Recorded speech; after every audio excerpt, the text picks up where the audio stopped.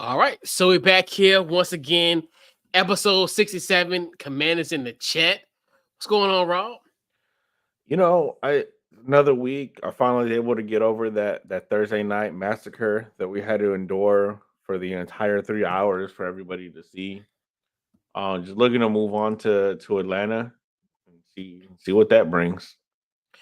Yeah, man. The pressure is off for us tonight. Obviously, we can actually sit back and enjoy a Thursday night football game, this week compared to last week. Right? I still think DJ Moore just scored in the end zone. It's Oh, he that just bad. scored again. So yeah, he just scored again. So Good for him. that talent that talent's up to score for the Washington Commanders. So yeah, man, like you said, you know, the opportunity, the Thursday night, a good weekend. We didn't have to worry about Sunday. You can kind of sit back and let see things, from a macro NFL perspective. So it was kind of cool to just, kind of kick back and relax Sunday and watch all the games play out. But Yeah. we're back at it again this Sunday. We do have a trip down south to Atlanta Falcons. So before we kind of get into the preview, so it's a cute few things I wanted to discuss. So obviously, for some bizarre odd reason, when reporters came back after this weekend, they noticed in the locker room there is a "Do Your Job" sign in the locker room. So, Rob, what are your thoughts on this "Do Your Job" sign? I hope that Josh Harris is the one who put it up and wrote in there, Ron and JDR, do your job. Because don't the focus should not be on the players right now. Some of the players we have are trash, but whose fault is that? Ron Rivera and Martin Mayhew for and I think we talked about this when it happened, and I didn't like it then. Of Ron Rivera basically picking the GM because it should not be that's putting the horse before the carriage or horse before the cart.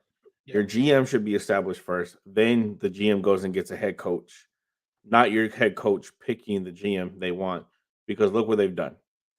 They have gotten nothing out of the linebacking position. So I really hope that sign was for the coaches and Martin Mayhew because the players we have are bad because they're bad players. And that's because Ron Rivera has done nothing to address the offensive line and the linebacking core. yeah, and that's what I'm interested of. Like you said, who created this "Do Your Job" sign? I mean, it does give the New England Patriots type of energy in a sense, but um, is this plastered in individuals' desks? Like you said, I'm at a point where if this is a Ron Rivera thing, this does not look good. It's almost like January 8th need to come quickly because if he created that in his fourth year in this system and he's still telling guys to do his job, this is a problem.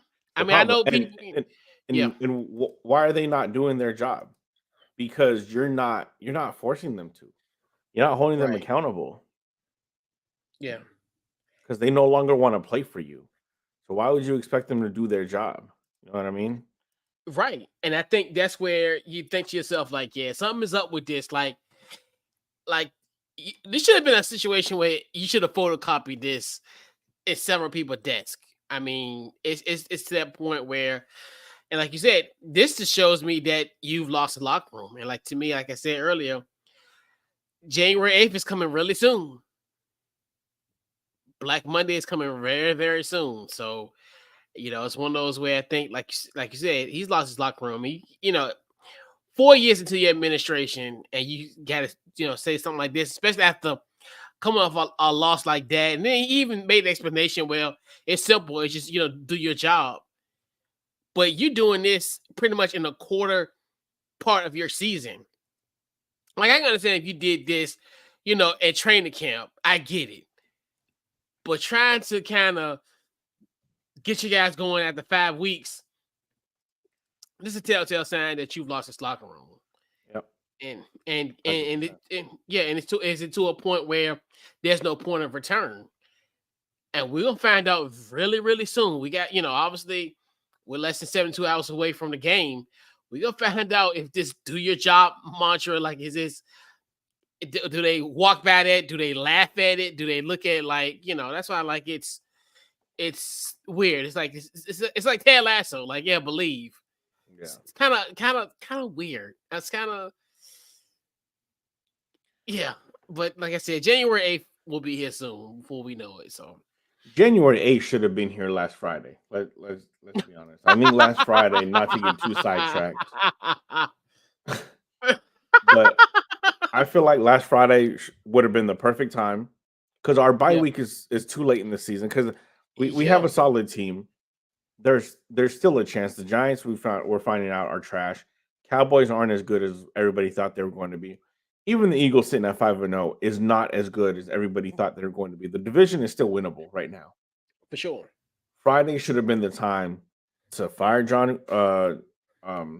Del Rio, Ron Rivera, make Eric Bieniemy the interim head coach, or screw it, give him the title now, head coach, no interim. You know that's your man moving forward.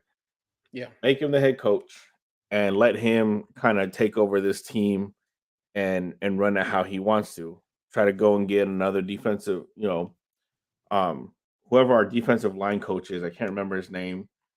I think they're talking uh, about like making him the or linebacking coach and then moving Ryan Kerrigan up to DC or something like that. I don't remember exactly, but something about I remember Ryan Kerrigan's name being thrown in there and promoting him. But why not at this point? You're sitting at 2-3. You're in the easy part of your schedule. Why yeah, not do Eric Bieniemy the favor and give him the easy part of the schedule to kind of learn the ropes and see what he can do? Another thing, Jay Gruden needs to come back as GM. I don't care what anybody says. That man was a hell of a talent evaluator. yeah, Um, the fact that the two of the linemen that have gotten paid by this team were his draft picks, his first round draft picks, just yep, goes to show. And three of those four on the line were his draft picks. The only one not being is Chase Young. yeah. And like you said, just one of those, like, right? And those are, his solid picks. But that just shows you, yeah. And you look at the great Jay Gruden situation is obviously because of the previous owner. The previous owner Mhm. wanted to do things that wasn't on lock and step with Jay Gruden. And like you said, and to your point earlier, as far as you hiring the coach, you hiring the coach and then you letting the coach hire the GM. And like that's one thing too, and it's something I talked about on Couch Coach Live yesterday. I never understand with these NFL teams, that like there's a blueprint, an established blueprint of how to build a football team the right way. And I think everybody just deviates from that. And I just never understand why people do that. Like, don't reinvent the wheel. The wheel is already there and it's effective. Why do you do that? And I hope, and that's what I'm hoping that's what Josh Harris will be doing, where he'll gut this situation and do it the right way. But It's like I said, like January 8th should have been here last Friday. It would have been a good time. You got that 10-day window for Eric Bieniemy to yeah, put something in. But yeah, yeah, cause shoot, yeah, I bad week 2 weeks before Christmas. Definitely ain't gonna happen now. For sure. So I do want to thank, it's one thing. I know, coming into the season, I definitely, I know you and I had some expectations for this football team, some high expectations, and just because of just the nature of everything. So 5 games in, what are your thoughts about the first 5 games of this season? um, honestly, like putting it frankly, it's a disappointment at this point. The Arizona game should have been a lot. It should have been a blowout. And given we're finding out is a hell of a team. Um, week 2, got away with the win against Denver, who is not a good team. We're down 18 at one point. They're not a good team. Should not have been down that much. Week 3, Buffalo was our litmus test once again, failed. Um, Philly was close, which again is why I said earlier Philly's not as good as they were. Given they lost a lot of players, they lost both their coordinators, so it's they're not as good as they were last year. Still 5-0. And then the embarrassment we just watched on Thursday. This team should have been better. The offense is playing well. That a couple games with 30 points or more. Um, the 2 games they didn't. It was obviously against the Bills, which that's a hell of a defense. And the Cardinals, week one, you kind of give them a pass, especially again with what we're seeing what the Cardinals are becoming. Um, Defense has been like not even highly disappointing. It has been an embarrassment on what this defense can do. The front four, as good as they are, it's they should not be playing at this level that they're playing that they have been playing in. The fact that we have got barely any pressure on Justin Fields the entire game against the worst offensive line, objectively the worst offensive line in the entire NFL. This makeshift band of misfits they have out there in Chicago. We weren't able to take advantage of that and got almost no pressure. It's I'm not saying that I'm not excited for this season anymore, but this is very much like um, the first 5 weeks of the 2019 season, the 2019-2020 season, where we're kind of just waiting to wake up to the news of our head coach being fired. That's what it feels like right now. Yeah, and at this point, I definitely thought we were going to be over 500, just because I always thought this was kind of the soft part of our schedule. I definitely, obviously, we knew what Arizona was, and like you said, you look at the Arizona game, and Arizona is a feisty bunch. You know, they're a good football team, and I even talked about that even the first week of the season as far as previewing. I'm like, hey, this just because on a roster, but these professional athletes. So and they've came to the, they're doing their thing. You look at what, obviously the situation in Denver where I definitely thought we were going to lose that football game, especially being down by 18. We was able to kind of, get ourselves back into that, and then we were like, okay, 2-0. We just kind of keep it going, keep it going. And then, losing these last 3 games and essentially the only close losses was Philly. And you think to yourself, and those 2 home games against Buffalo and the home game against Chicago were embarrassing. Lose those games in embarrassing fashion. And like we said, even in the 3 years that we have covered this team, the defense always has been the issue. And you would think after a certain point of time, this situation was going to get better. But it seemed like, in my personal opinion, it has regressed. I think it's got worse. From the standpoint, like you said, we never addressed essentially the need at the linebacker because every time we talked about them week in and week out, we already know, like, okay, we'll get gashed down the middle. We always, if we got a spot, that middle gonna hurt us. We never, we never had somebody, and like you said, and we said you got 2 guys that played the position and can't get that, and can't fill that void, and it has regressed, and it's crazy. Thank God the offense is damn near decent, because if not, this team would be pretty much 1-4, 0-5. Yeah. It's that bad, and you figured, especially after all these years and the constant kind of growth of this team, you thought it was all this stuff was going to kind of come to a head. Like, hey, we finally got an offense that can be manageable. We don't necessarily have to rely on the defense to make plays, make turnovers, this and the third. But now, it's like you said. I have optimism because we know with them, for some bizarre reason, they make some type of crazy run. So I don't think this team is quite done yet. At 2-3, they bound to have some type of run in them, and I'm just kind of figuring when it's gonna happen. And then one thing we always harped on: when will we have a three all three phases game? Will all three phases come and show up to play? Yeah. It's honestly, these last 3 years have literally been deja vu. I guarantee you, Yeah.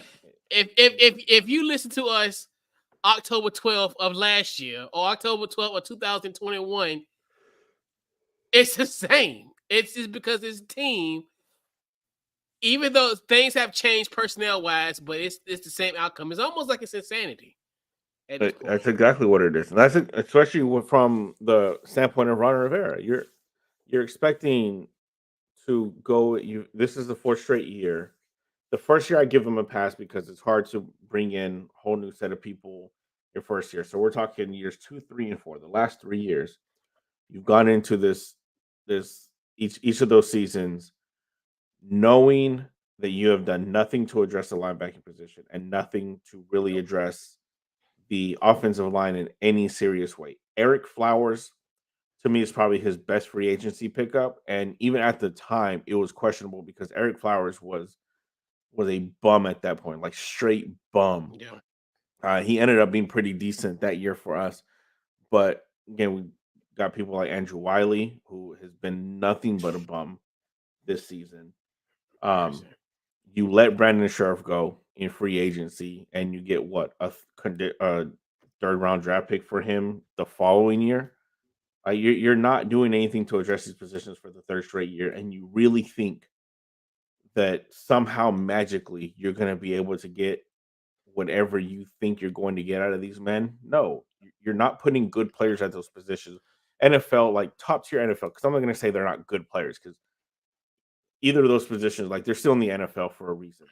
You're not Yep. putting top tier, even B tier talent at those positions, and it's costing you for the third straight year. It's ridiculous. Yeah. And as you mentioned, magically, pun intended. So, but yeah, it's it's very disappointing 5 game start for this team. So, well, we'll start. Hopefully, we'll start anew this week as we play the Atlanta Falcons. So we'll get into our preview. So obviously, we got we're playing the 3-2 Atlanta Falcons. So your storyline to watch this game. Oh, just looking for the bounce back. Again, like we've been talking about this entire show, this has turned in from commanders in the chat to Ron Rivera and JDR in the chat because I feel like that's all we've talked about. Getting a bounce back game from them, getting those players ready, JDR putting those players in good positions to be successful, and Ron Rivera getting his team ready to play and the ball out because maybe going into the season, I certainly thought Atlanta was going to kind of be a walk. Um, wasn't really worried about them. Here we are heading into week 6. I'm looking at wow, Atlanta, they might mess around and win the division, given it's a weak division, but they still might mess around and win the division. Bijan Robinson, so far I was wrong on Bijan Robinson. I was 100% against him being drafted first round or as high as he did. I'll say that. Um, I I'm willing to admit I think I was wrong on that. And the way we've looked 2 of the last 3 weeks, I'm not optimistic about this team at all. I'm not optimistic about um, the outlook of this team. Yeah. Yeah, I think that's the same. This is a bounce back game. Can this team move to 500? And you look at this is a big game because this gonna be one of them games where if you lose this game, this might bite you in your ass, like for real. Because you look at currently Atlanta is 3-3. They're in the last wild card spot at this point. I can see a log jam, come December, come, that final 2 weeks in January where we could be, record wise maybe with the Atlanta Falcons as far as a wild card team. And these type of games that you need to win because these kind of guys, the team that you would face that you need to potentially win a tiebreaker against. Yeah. and you can beat these teams in a head to head. This is going to be a matchup that they definitely need to take. Like I said, take serious, and especially the Falcons coming off a win against the Texans. And like this, yeah, this is going to be kind of one of those games where you definitely need to um, show that, hey, these last 10 games, 10 days, what have you done to Yep. improve in those last 10 days? So this definitely another prove-it game, and this could be one of the games where it's going to be pivotal for you to win this football game. Yeah. Yeah, because I can see ourselves come right around that time when we scoreboard watching. Okay, the Washington can get in if the Atlanta Falcons lose. Lord, don't let that happen again, because Ron Rivera would not know what the hell is He going wouldn't know. on. He wouldn't know. So, and that lose so I got Kendall. So he said, hey, Ron sold this riverboat to ensure his retirement fund is in order when he is canned in 3 weeks. So I I hope got it doesn't Ken. take that long. I don't know. The thing about all that, it's gonna be tricky to get rid of him now in the season. Yeah. It's happened. Trust me.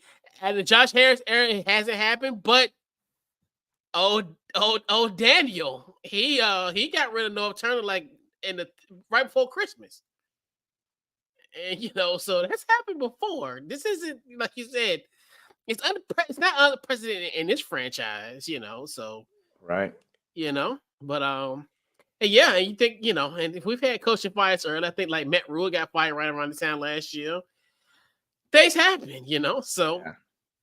and then as well, hey, I guess we're going to Canada, I guess. So NFL news: the Toronto Argonauts have been traded to the NFL for the Washington Redfoot Commanders. So shout out to It Kenneth. sounds He's like the CFL's getting the short end of the stick on that one. pretty much, because we'll dominate the CFL. Shoot, let us go to the CFL, man. We winning Grey Cups. Not with this coaching staff, I don't think. We're a dynasty, bro. We're a dynasty. Let us go to the CFL. We'll be a straight dynasty for sure. But yeah. So let's see. As far as in this matchup, you look at like as far as with the Falcons, who is kind of a player that you're watching that kind of make you a little scared about this matchup, kind of make you like, I think he'll do some work. This man terrifies me. When I was thinking about this question, I slept like a baby. I woke up every 2 hours crying. It's Kyle Pitts, man. Because the way they started to use him at the end of the game last week against Houston looked like they knew what they were doing. Desmond Ritter is looking a little bit more comfortable now that he's understanding that that's your blanket right there. That if things don't look the way you want it to, Kyle Pitts for the most part should be a good option, even if he's covered with his size. Should be a decent option against some pretty good linebackers in the NFL. Um, Lucky for Kyle Pitts, pretty good linebackers is something that we don't believe in over in the nation's capital. We got Colton Barton, whatever his name is, Garbage Can Barton. Got him. Jamin Davis again. Jamin Davis has been decent, but Yeah. great all pro top tier linebackers is not something we have. So I'm very afraid that Kyle Pitts is going to eat. I do have him on one of my fantasy teams, so I think I'm going to move him up and play him this week because again, you put him in the middle of the field against flat-footed Barton, Kyle Pitts is going to eat. He gonna leave him in a cloud of dust. You gonna think he back in DC? Yep. You gonna think he back at Ashburn for real? But I agree with you. I think I raise you that Kyle Pitts and also Drake London. It's the thing that scares me about this situation, because you look at these really you think about the last two matchups. I think for certain, you look at it where you think about going back to the Philly game. AJ Brown was due for a game of that because he kind of came in kind of not struggling, But as far as his numbers really won't up at the time, I think he scored his first touchdown against us. Then you look at what DJ Moore did last week. DJ Moore people was questioning why they traded him, for the Carolina Panthers. I mean, a lot of people was like, well, he ain't doing much, this and third. Then he has a breakout game. Yep. The same goes true for these guys, especially like you said, like you talked about, Cal Pitts. He's another one because I think Smith is their leading receiver. The other John Sue Smith, I think that's their tight end. I think he leads them in I think yards. So I think you look at that, they're due for games. Him and Drake London, your USA Trojan. Yeah. So and 6'5", who on earth is gonna stop that on Right. this defense? But yeah, those are the guys, especially like you said, it really looks a lot more comfortable now. I think when you look at it from, obviously in previous games, I think you look at like maybe even the Green Bay game, I think he got a little bit more confidence in that game. And now you think to yourself, he's really have engineered like some fourth quarter comebacks. Yeah. So, and you think you do something like that, it's definitely gonna help his confidence. And we always know, like, especially when it comes to a quarterback, the tight end can be your best friend. And he has that run game as well. I think so I think those are the ones that kind of strike a little fear in me, like maybe may shorten my sleep on Sunday night. I mean, Saturday Right. night. So potentially. So who's your X factor for our beloved Washington Commanders in this game? I think it's gonna be Chase Young. With the reports that I've read, that they're basically telling him, "Hey, do whatever you want." I know a lot of people don't like it, especially among Washington Twitter. I like it because I do still believe Chase Young is that type of player. That Yeah. He's one of those. Hey, just go pass rush. Yeah, you might over pursue at times, but eventually, like you're gonna get there. I think he's gotten the most pressures on quarterbacks in the NFL this year. Like I forgot, like 31%. Yeah. He's getting to the quarterback, getting a hand in his face, pressuring them, making them throw before they want to. Um, and he's going to be vital in one, containing the edges because Desmond Ritter can still run, and then kind of slowing down Bijan Robinson because with Jonathan Allen and Deron Payne on the inside, assuming they play to their potential and kind of stuff the middle, it's going to be up to Chase Young on the outside to keep Bijan from being able to bounce outside and break off a big game. Yeah. And like you said, Chase, yeah, definitely. And like you said, he's been doing, like, I think that's what a lot of people fail to realize. Like, he's gonna get home. He can get that quarterback really, really soon. So especially on that end, I think the biggest key, I think it's gonna be Sam Howell. I think, especially on this end, this is where I fall for the banana in the tailpipe. I think we might have said this with I don't know what are the teams that we had. When you look at Atlanta, as far as on their defensive line, they've only have yielded 5 sacks in this year. Mhm. But I think the Bears was like this last week's, but I will still keep that kind of hope. Hey, we're gonna kind of keep Sam upright because obviously, with him having 29 sacks, him being sacked 29 times is almost he's on a pace having a record year as far as being sacked in a season. So I think if this was a situation where the line gets what they call act right, would be in this situation against this Atlanta Falcons team. And then I think his connection to Logan Thomas, which they're another team that's susceptible to tight end play. Because I think like CJ Stroud had a pretty good game as far as connected with his tight ends. And I think I've seen a stat where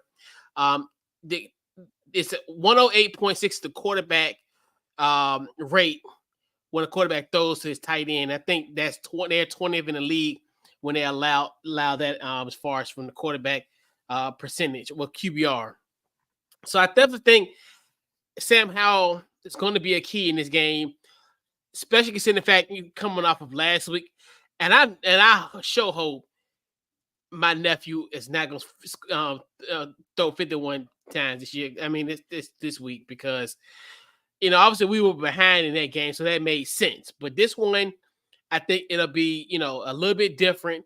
But I definitely think he's going to be somebody. I think if we can keep him upright and he do his thing, I think that this is going to be a definitely a good sign for him, and in a good confidence boost. I think if we can keep Sam Howell clean, I know that sounds like pie in the sky, but I mean, hey, why not? I mean, it's October. It's pie time anyway. We need to have something, Right. some positive juju going on. Another USC guy, Juju, but I mean, even the USC references Rob tonight. So hey, trying, Hey, that's the but only thing I yeah, have to look forward to on the weekend. So, and that's not going to last much longer. I know, right? Uh, yeah, I mean, I don't know. You got a hungry team in South Bend, so we'll see about I'm that. not worried about them. I'm worried about Yeah, you got the other Oregon, ones. Washington. Yeah, yeah, it's gonna be definitely an interesting stretch in the Pac-12. Definitely more excited than the NFC East race, to 100%. say the least. Facts. So, Rob, are you still a believer in this football team? So I want to know, what are your keys to a Commanders win, third win on the season? What you got, Rob? Oh man. To answer your first question, I'm gonna be honest, not entirely. No, I'm not a huge believer in this team anymore. Like you said, just wait until January 8th at this point. Because if Josh Harris isn't gonna fire Ron Rivera, I don't I don't see this team doing much. We'll probably have another 3-4 game win streak, and I'll get delusional again for a little bit, and then get the brakes blown off us by like the Rams or something. But um, he's the victory. Look, other than just scoring more points than the Falcons, you're gonna have to be able to stop Bijan Robinson. That's number one. Because again, Desmond Ritter, he's no world beater. He's looking more comfortable, but I still don't think he's even in the top half of quarterbacks in the league. You're gonna have to force him to. You're gonna have to force him to win the game with his arm. You got to stop Bijan Robinson from being able to break loose, get big runs, and affect the play action pass game the way that a good run game can. And then just plain sound defense. Like I'm not asking for 85 Bears, 2000 Ravens or Legion of Boom type defense, but just like who I think this is a Ron Rivera quote: "Be where your feet are." Like that's it. Be where your feet are. Do your job. Again, I guess pun intended. Do something. Give me a little bit of hope. Because if we go out there and get blown out by Atlanta this weekend, I'm suing Ron Rivera for the money I paid for this Sunday ticket. Pain and suffering. Suing them for emotional Emotional damage. damage. Like the fact that I had to pay all this money just to see us get our ass beats every week is It's depressing. embarrassing. It I could have is. watched the highlights. Yeah. But the beauty thing about you, hey, the sun always come up out there. Right. Yeah, he might get a Sun little. been shining. Sun been sunning lately. Yeah, Tell so you. hey, at least in your case, hey, the sun always come on every day. Here it might get a little cloudy, a little Yeah. gloomy, dark, a little rainy here and there. A quite temperature change. But all seriousness, I think kind of one of the keys I think for Washington is their run defense. I think they gotta definitely have to stop Bijan Robinson because, like you said, because he will be the type where they will keep the Atlanta Falcons offense on this field, and you don't want their offense on the field for a long period of time and wear out your defense. And that's a real thing. I think, when people look at it from that standpoint, as far as that's how you kind of win the war of attrition, where you have, you'll have a defense that pretty much, like we said, this is another like kind of the dam breaking type of moment. So Yeah. I look at that from the run defense. Keep Sam Howell clean. I think that's one thing to keep him, upright. Don't get, don't allow, frivolous sacks, drive killing, sacks for Sam Howell. And I think, him connecting, obviously I think, even if you can get him clean, I think you get everybody involved. This is kind of one of the things we talk about as far as wide receivers and other guys who are due for something. Terry's due for it. I think Terry is definitely due for a big game, especially in this type of predicament. So I look at, as far as getting Terry involved in Terry earlier. I mean, you look at they did that in the Philly game, and they kind of in a weird way kind of abandoned that as the game progressed. So I definitely think Sam Howell definitely can have a good game on this team, like you said, and Ritter. Guy's gonna have to get home. I think Guy's gonna have to get home, get some sacks, get him rattled. Because I think, like you said, his confidence has been, he's been pretty much for the most part. I think he's only got like six, even though I think he's been sacked 16 times, even though that's bad. But when you got a quarterback on the other side that almost got sacked almost 30 times, almost doubling what he got. So, you look at it from that standpoint, even 16 is bad. So they just kind of show you, hey, that I think we got to get penetration pause on their line. So, hey, I mean, hey, just I What do you mean gotta by cover myself. Huh? that? Well, I mean, as far as us being able to get home and get to Desmond Ritter. So we got to give our scoring prediction. I'm almost at a point now. If I swear, if we lose Sunday, I think I'm gonna abandon prediction time. I'm I taking swear. the couch coach method here. I'm starting a little Okay. earlier than I wanted to. Okay. Um, Okay. I'm taking the Falcons 21-15. I Okay. think there might be a late little push, but I think the Falcons are going to control the entire game. I think I'm gonna join you the next few weeks potentially. Especially, maybe next week against the Giants potentially or Oh, Philly. But I got Washington winning 28-21.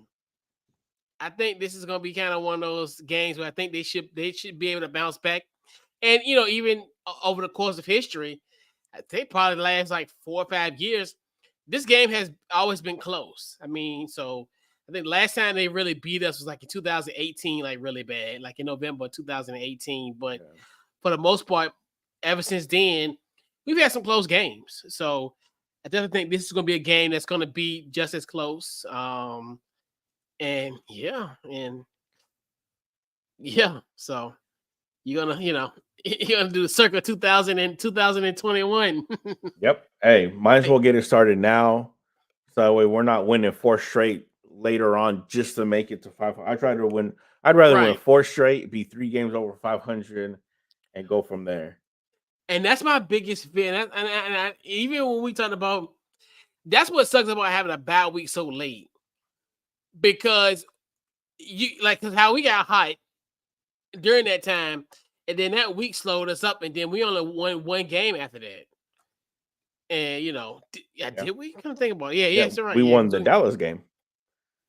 yeah, that's it. Yep, and we lost like Because yep. we played the The last Giants. game of the season. Yep, We tied them. lost. Lost or tied? I remember No, that's another one. We tied them, and then we the went to the first one bye we week, and tied. then Yep. And then lost that on was a Sunday Sunday night night. game. And then Then we we lost to had San Francisco to San Francisco, then Brock Cleveland. Purdy, Cleveland. Yep. I didn't know we was eliminated Yep. game. Can't Green Bay, believe you're that happened. welcome. Right. And Brock Purdy. But hey, we got on New Year's Eve. So, if they still undefeated, we got you, Mercury Morris. So Yep. we got you. We already know we do an undefeated team. So, our True. track record speaks for itself. So we got you. We got you on New Year's Eve if it don't happen by then. But we got y'all. 72 Dolphins, don't worry. We got y'all. It might be 2 months from now, but we'll take care of it. Don't worry about it. Don't worry about it. I let you sweat a little bit. Yeah, even through the holidays, but y'all be all right.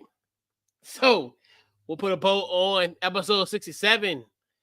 So, Rob, tell them where we can find you on social media, the upcoming things, what you got going on. Y'all already know you can find me FNC Pod on Twitter, Football and Chill Podcast on Facebook and Instagram. This coming up Saturday, we got See You Sunday, 11 o'clock Eastern. I'll be giving our picks, our locks, and our upsets Monday, Overreaction Monday. Next Wednesday, Cruise Island. We'll be talking about the week that we're about to come up on, and I might have some takes on this Washington team. We'll see. But yeah, that's all I got going on. Yeah, and most definitely. So you can definitely check out Couch Coach Live on Wednesdays, 8 o'clock Eastern Standard Time. Pretty much on Couch Coach Live social medias. Check out the website couchcoachlive.com. Also here on Thursday night, Commanders in the Chat. Pretty much you can find the podcast anywhere you get your podcast. Then social media, Commanders ITC. Also, check me out on NFC Beasts. That's when we talk about the NFC East. So that'll be on Saturdays at 9 o'clock Eastern Standard Time. And yeah, and you can find it on the Couch Coach Live Twitter page and also at BS3. And definitely huge shout out to our cowboy in the chat. I guess you can call Kenneth our cowboy in the chat, I guess. Guess we could call him cowboy in the chat. He's consistent. Yeah, so we'll call him cowboy in the chat. Our cowboy in the chat, Kenneth. For checking us out tonight and hitting us with our weekly troll posts, which we love. It's always friendly competition. He's not. He's actually a Cowboys fan that I respect, and I compared to some of his jackass contingent Cowboy fans. We can have a healthy disagreement with Ken, and we can we're good. So, because his fan base can be a little crazy, but Ken ain't one of those. He's but yeah, so so we'll catch you guys next week as we kind of go back to the NFC East again, so we'll next week, so we'll preview our matchup with the New York Giants, and another road game, and then that's concerned. And just curious how this team will be this time next week when we reconvene at 9 o'clock Eastern Standard Time here on Commanders in the Chat, man. So, once again, great show, Rob. And, man, we'll catch you guys next week. This has been this episode 67 of Commanders in the Chat. Hail to the Commanders. And we out.